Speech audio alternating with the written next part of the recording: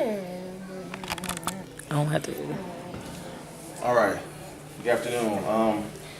Crime is an issue that has been and always will be a serious topic of discussion. In every presidential and local state election, crime and the ways that we deter and punish crime have been a hot button issue for debate. I feel as though this is a serious issue in America that our country has failed greatly, large in part to political and hidden social agendas. Much legislation passed has not only been counterproductive to the solution, but made the problem worse. There's a word that I want us to understand because it's going to be repeated throughout this speech. That word is recidivism. Recidivism is basically when an individual relapses to a criminal behavior after being punished for that same behavior prior. So in the U.S., over 650,000 inmates are released without the skills necessary to become productive members of society and make critical changes to their life. More than 2/3 of criminals that are released are arrested within 3 years of their release. The prison system should be rehabilitating inmates and preparing them for life outside of prison. My main purpose is to bring awareness to the issue of prisoners not being properly rehabilitated prior to their release. There are many contributing factors that will be outlined in detail. I'll propose solutions to these problems that our government should implement to help prisoners be successful after being released and reduce recidivism. I'll give an overview of the problem of recidivism and prisons being ineffective. I'll propose causes of these problems being the prison industrial complex, prison overcrowding, and prisons not properly addressing mental health issues. I'll propose practical solutions to these problems, and then I will analyze the implications of these solutions and how they can help the prison system. So, prisons have not been effective at reforming inmates and setting them up for success. To understand the problem, we first must look at the cause of the problem, rather. The U.S. makes up 5% of the world's population, but 25% of the world's prison population. Currently, there are over 2.3 million people incarcerated in the U.S. In order to understand this, we have to look at the problem of mass incarceration that was started in the 70s under Richard Nixon. What happened was Richard Nixon basically started what he called total war because there was a problem of the Black Panthers, the anti-war movement in Vietnam, and the women's and gay liberation. And so the Nixon administration sought to stop these things by using mass incarceration. This is according to James Kilgore, the author of Mass Incarceration.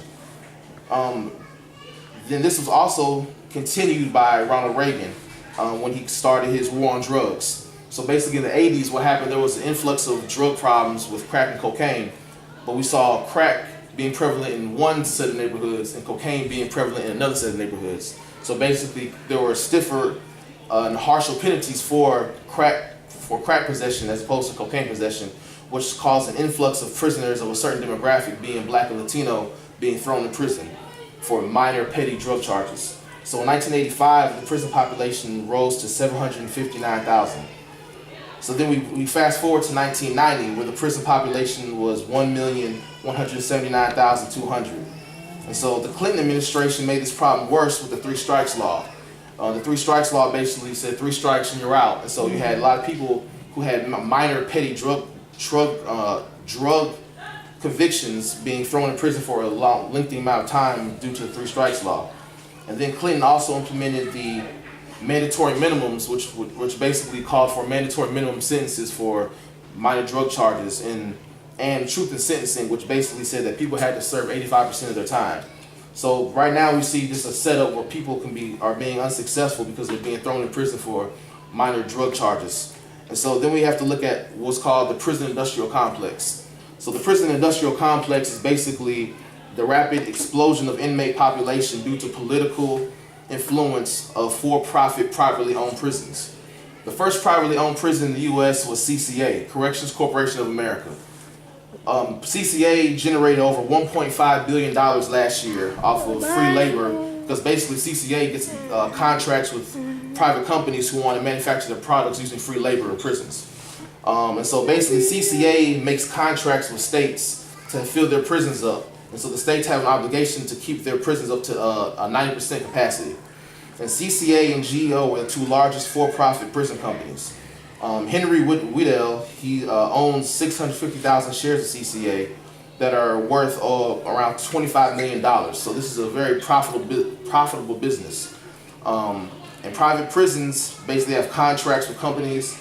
Many colleges, many boards of trustees and colleges invest in CCA. Many politicians invest in CCA, both Democrat and Republican. So it's not on party lines, they both do it. And so then we have the problem of lobbyists. So there's a lobbying group called ALEC, which is the American Legislative Exchange Council. Basically, ALEC is a lobbying group made up of corporations that propose laws and then pass those laws to politicians to get them in place. And CCA is a member of ALEC. So, for example, there was a law passed in Arizona called SB 1070. SB 1070 was a law that basically gave police the right to stop anyone that looks like an illegal immigrant. And CCA helped propose this law through ALEC. And CCA saw a large influx in revenue as a result of SB 1070. Another example is the Florida Stand Your Ground law. That law basically was able to free George Zimmerman for the murder of Trayvon Martin. Stand Your Ground law was proposed by Walmart through ALEC.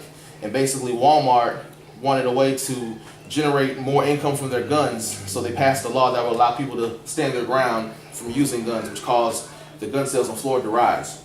And so the effects of these laws, basically, we have people taking plea deals for crimes they didn't commit because they don't want to serve the mandatory minimum sentence for if they're convicted. Roger Wirholtz, he was a former Kansas Secretary of Corrections, states that states are tempted by CCA's offer to buy and manage public prisons and save money. So to keep prisons full, they make stiffer sentencing laws to drive up the prison population. And so you have minor criminals giving lengthy sentences in the name of profit, which basically increases recidivism and does nothing to lower the crime rate. According to the Treatment Advocacy Center, there are 10 times more individuals with serious mental illness in prison than in mental institutions. And so because we have a lot of prisons trying to drive up profits, their mental health issues aren't being addressed. So you have people with paranoid schizophrenia, bipolar disorder, who aren't really getting their needs met through mental health, but they're basically just getting thrown in prison with their needs not being met. All right, so here's a few solutions. Last year, President Obama toured the El Reno Correction Institute in Oklahoma, making him the first sitting president to visit a prison. Basically, President Obama called for more jurisdictional discretion for nonviolent drug offenders and less mandatory minimums. So basically, he was calling for the judges to look at situations of petty drug crimes and not using a mandatory minimum sentence to throw people away and lock them up for good. And basically, another solution is to do with privately owned prisons for profit and put money towards rehab centers that can help people and community centers that can help people be successful. Another solution is to look at how other countries manage their prisons. In Sweden, the prison population is 4,500 out of a $9.5 million total population. Sweden has open prisons where basically the rooms are set up like dorm rooms where they have a TV, a computer, they can communicate with family, and they can even commute to and from work with supervision of law enforcement. The U.S. Department of Justice reports that strict incarceration increases recidivism, while cognitive behavioral programs help to reduce it. So another example is Norway. Norway, the maximum amount that a person can be sentenced is 21 years, and then if they haven't been rehabilitated, they add 5-year increments to each sentence every 5 years. Lisa Kramer, a research associate with the Urban Justice Policy Center, proposes some other sound solutions, such as problem-solving courts that meet the needs of offenders in drug or abuse cases or mental health issues that, instead of throwing them away in prison, gives them help they need. Another proposal is the use of risk assessment to determine the probability of an inmate repeating an offense for low drug crimes. Another one is reducing harsh penalties and mandatory minimums for drug and property charges, as well as community-based programs to help drug abusers become healthy and giving them the life skills they need to be successful. These initiatives will work because Sweden's programs have reduced their recidivism rate to 40%, and they've actually closed a large number of their prisons. Norway has the lowest recidivism rate in the world of 20%, and they have one of the lowest crime levels and incarceration rates in the world as well. The method of problem solving courts, risk assessment, and community-based action centers has already been successful in several states, such as Georgia and Ohio. And reducing mandatory minimums will help keep nonviolent prisoners from overpopulating prisons, so that violent offenders such as rapists and murderers can be thrown in with enough room for the prisons to be full. And basically the main solution, I believe, is doing away with for-profit prisons, because states have a vested interest in keeping prisons full and throwing unfair sentences at people because they want to get paid. And so implementing the outlined solutions, I believe we'll see lower crime rates, lower population, and lower recidivism.